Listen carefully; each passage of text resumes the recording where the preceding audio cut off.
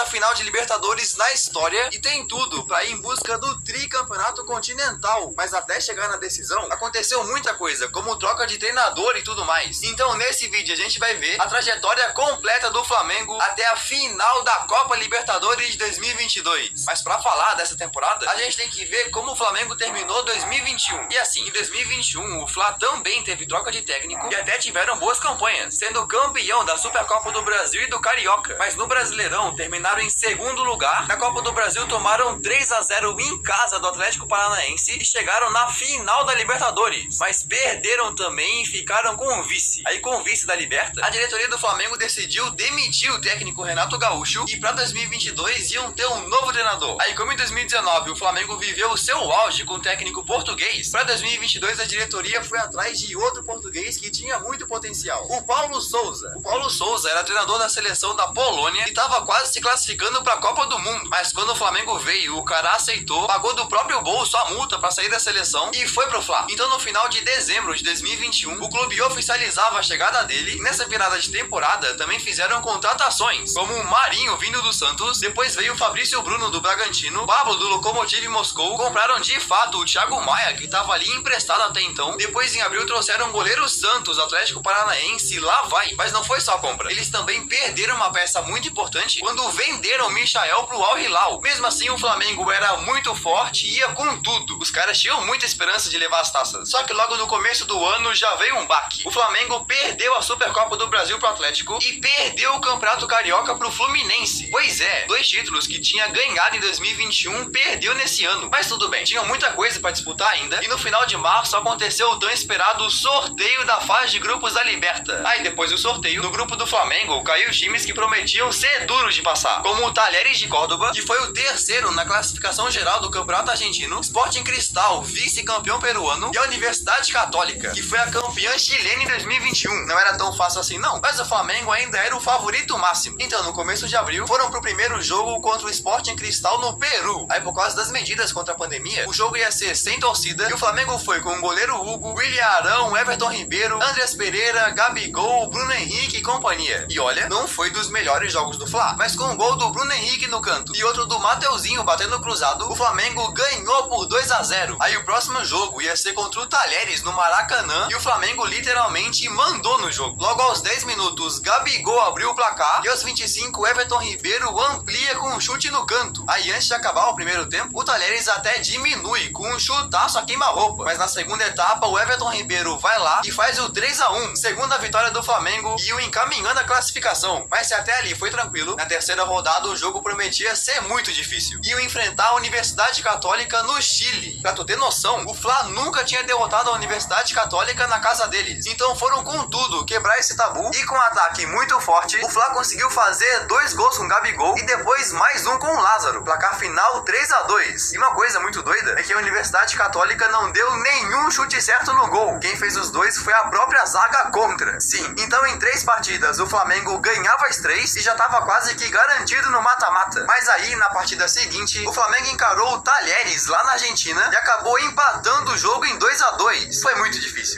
E um dos gols do Talleres foi, sabe como? Contra da zaga do Fla. Tá doido? Alguém avisa que é pra evitar o gol e não marcar? E se contra o Talleres não foram muito bem, na partida seguinte contra a Universidade Católica destruíram metendo 3-0, com direito a uma jogadaça do Pedro. Ele fez o corte, ameaçou chutar, cortou de novo e deu um chutão sem chance. Golaço. O Flamengo estava classificado em primeiro com uma rodada de antecedência. Aí na última partida só ganhou do Sporting Cristal e foi para as oitavas com uma das melhores campanhas da primeira fase, 16 pontos. Os caras estavam voando. Mas assim, se na Liberta o Flamengo tava sobrando, no Brasileirão o negócio não tava tão bem assim. No dia que o Fla jogou o último jogo da fase de grupos, eles se encontravam em 14º lugar no Brasileirão e depois de uma derrota pro Fortaleza em casa e outra pro Bragantino, o Flamengo no fim da 10ª rodada continuava em 14º lugar. Então aconteceu o inevitável. O técnico Paulo Souza foi demitido. Sim, só 6 meses depois de assumir, o cara foi mandado embora e a diretoria do Fla foi mais uma vez criticada por demitir um técnico. Nesse momento, o Fla tinha tudo para entrar numa crise esportiva e só piorar mais ainda no campeonato. Mas aí, um dia depois de oficializar a saída do Paulo Souza, eles trouxeram um cara que já tinha sido treinador do Flamengo e que ia voltar pra salvar o time, o Dorival Júnior. O Dorival já tinha passado pelo Fla entre 2012 e 2013, depois em 2018, e por estar fazendo um baita trabalho no Ceará, foi chamado pro Rio e assinou com o Flamengo. E se o clube já não vinha fazendo uma boa campanha no Brasileirão, naquele mesmo mês de junho, o Bruno Henrique, simplesmente um dos principais jogadores, teve uma lesão muito grave no joelho que o tiraria do resto da temporada. Mesmo assim, com uma situação ruim do time, que depois também tomou 2-0 do Atlético Mineiro no Brasileirão, eles eram os favoritos para chegar nas quartas da Libertadores, porque o adversário que caiu contra eles no sorteio foi um que até fez uma boa campanha na fase de grupos, mas era bem mais fraco, o Tolima, da Colômbia. O Flamengo era favoritaço para passar, mas teve muita mudança interna no time entre a fase de grupos e as oitavas, então todo mundo queria ver como eles iam se sair. Aí no dia 29 de junho, finalmente foram para a primeira partida do mata-mata, e a ida ia ser lá no estádio Manuel Murillo Toro, em Tolima. E se tu acha que foi um joguinho fácil, tá muito enganado. O Tolima até chegou a fazer um gol impedido, por pouco não abriram o placar ali, até que aos 17 minutos do primeiro tempo, o Flamengo tentou atacar, mas a zaga se fechou completamente. Aí ela caiu nos pés de Andrés Pereira, que pegou a bola, olhou pro gol e de longe deu um chutaço no ângulo. Que golaço incrível! O goleiro ficou só olhando ela viajar e cair no fundo da rede. 1-0. Esse era o último jogo do Andrés pelo Flamengo. Ele estava emprestado e depois disso teve que voltar pra Europa. Pois é, mas depois do gol do Andrés, o Tolima não abaixou a cabeça e meteu muito perigo. Eles atacaram muito e o Fla teve que tirar a bola de cima da linha mais de uma vez. Olha esse lance. O Léo Pereira salvou, literalmente. Pra tu ter noção, nesse jogo, o Tolima teve mais posse de bola e deu o dobro de finalizações. Mesmo assim, o Flamengo conseguiu segurar o placar e terminou 1-0. E diferente do que tinha sido na Libertadores anterior, não tinha a regra dos gols fora. Então não tava nada definido, tá ligado? Era só um golzinho de diferença. Então no dia 6 de julho foram pro Maracanã e sem o Bruno Henrique, outro atacante brilhou demais e fez uma das melhores atuações da história no mata-mata de Liberta. O Pedro entrou no jogo com sangue no zóio e não demorou nada pra ele encontrar o fundo da rede. Logo aos 5 minutos, ele recebeu um passe de Arrascaeta e mandou no canto pra abrir o placar no Maracanã. Aí 15 minutos depois, o Pedro dá uma deixadinha incrível pro Gabigol que chuta, o goleiro defende, ela rebate no zagueiro e passa da linha. 2-0. Aí no primeiro tempo não teve mais gol e ela foi pro intervalo. Mas o Flamengo não tava satisfeito com só 2 golzinhos. Então quando voltou pro segundo tempo, simplesmente acabou com o Tolima. Logo em 1 minuto e meio da segunda etapa, o Pedro recebe na pequena área e com tranquilidade bate sem chance pro goleiro. E aos 11 o Gabigol recebe no meio campo, vai levando e ninguém dá o bote. Então ele manda colocadinha no canto pra meter um gol muito lindo. Aí na sequência o Tolima diminuiu com um chute muito preciso de Quiñones. E o Fla não gostou disso, então só meteu mais gol ainda. Aos 22 minutos, Pedro recebe um cruzamento de Rodinei e cabeceia pra dentro. Depois o próprio Pedro manda por cima pra Matheus França ampliar. E aos 34 da segunda etapa, o Gabigol dá um chutão que o goleiro defende e ela cai nos pés de Pedro, que só manda pra dentro. O Pedro fazia a atuação de sua vida com 4 gols e o Flamengo metia incríveis